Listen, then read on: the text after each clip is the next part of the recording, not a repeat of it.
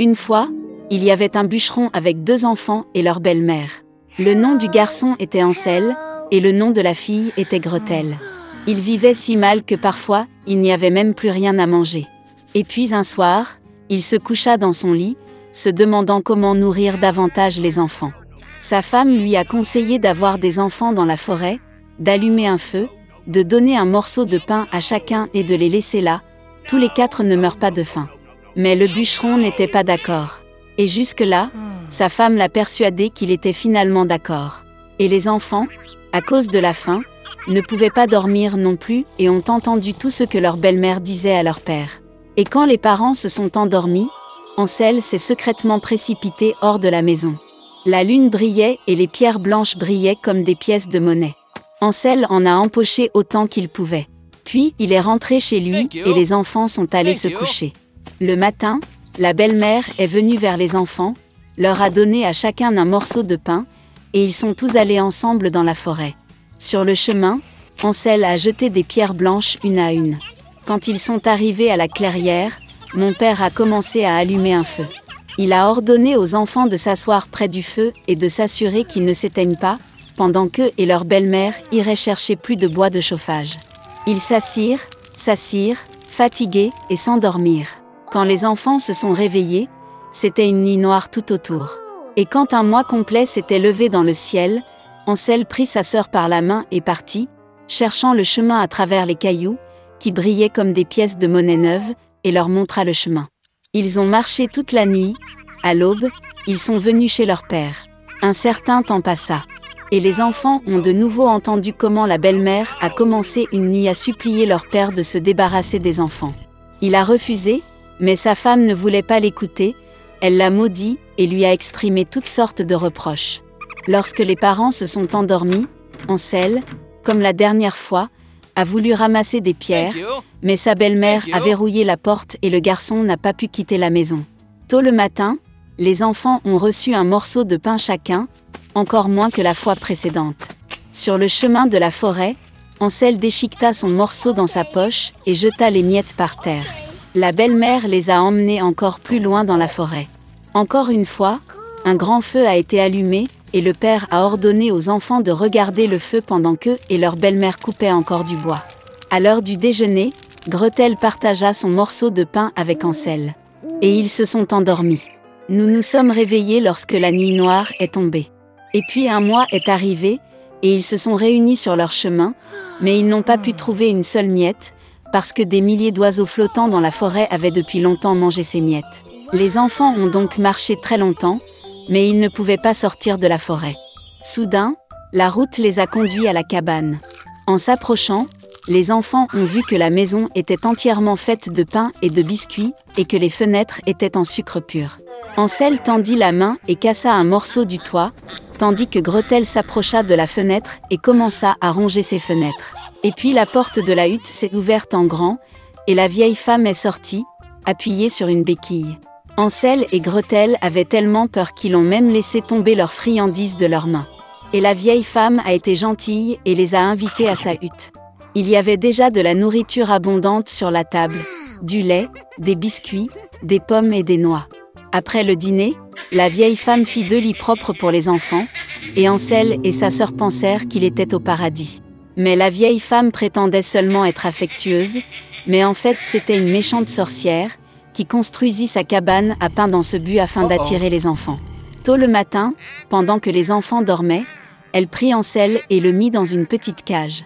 Et elle a ordonné à sa sœur de faire tout ce que la méchante sorcière exigeait d'elle.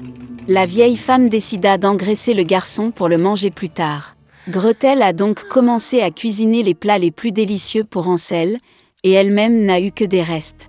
Un certain temps passa, et le garçon ne grossit pas.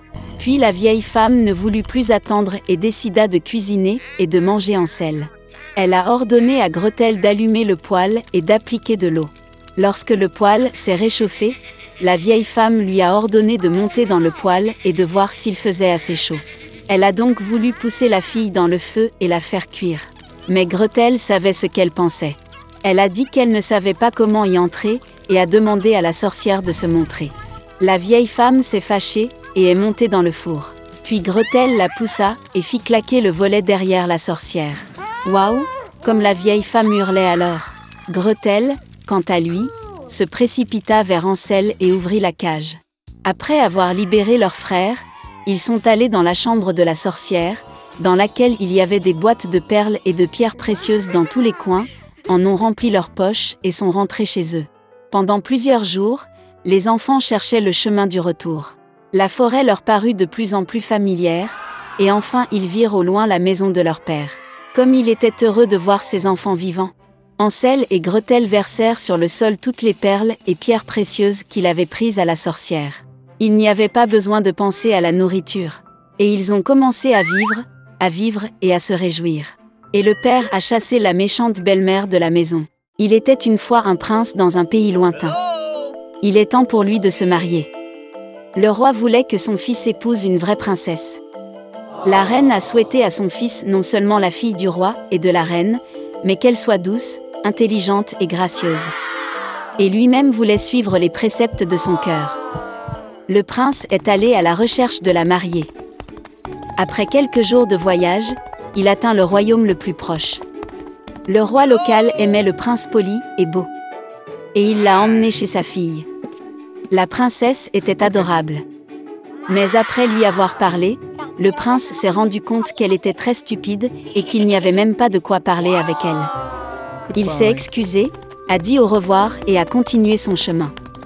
Dans le royaume suivant, le roi et la reine ont été fascinés par le jeune prince et l'ont immédiatement invité à rencontrer leur fille. Ils l'ont emmené dans la salle à manger, où la princesse dînait.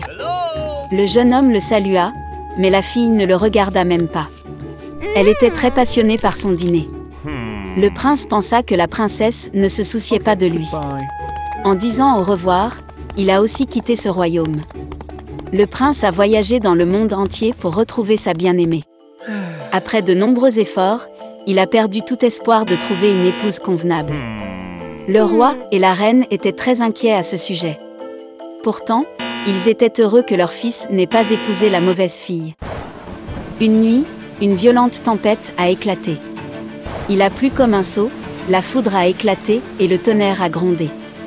Le prince ne pouvait pas dormir, regardant les éclairs et continuant à rêver de sa princesse. Soudain, on frappa à la porte.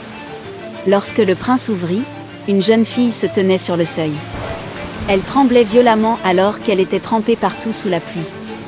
La pauvre fille était seule au milieu de tout ce mauvais temps qui faisait rage, mais même sous la pluie, elle semblait très douce. Elle a dit qu'elle était perdue dans les bois et a demandé à se réchauffer à l'intérieur de la maison. Le prince eut pitié de la pauvre fille et la laissa entrer dans la maison. Il la conduisit dans le salon et la fit asseoir devant la cheminée. La fille a dit qu'elle était une princesse d'un royaume lointain. Ils ont été attaqués et ses parents l'ont envoyée hors du château avec 2 soldats. Mais pendant la tempête, ils ont été perdus et la princesse a été laissée seule. C'était difficile pour la reine de croire cela, mais elle ne pouvait pas expulser la fille par un temps pareil. Lorsque le prince entra dans le salon, elle était déjà vêtue d'une robe sèche et propre que la reine avait donnée. Elle avait l'air éblouissante maintenant. Le prince n'en croyait pas ses yeux. Il est tombé amoureux. Mais à la demande de son père, il ne pourrait pas épouser une fille si elle n'est pas une vraie princesse. La reine comprit que le prince était tombé amoureux. Elle l'a rassuré et a dit qu'elle savait comment savoir si leur invité disait la vérité ou non.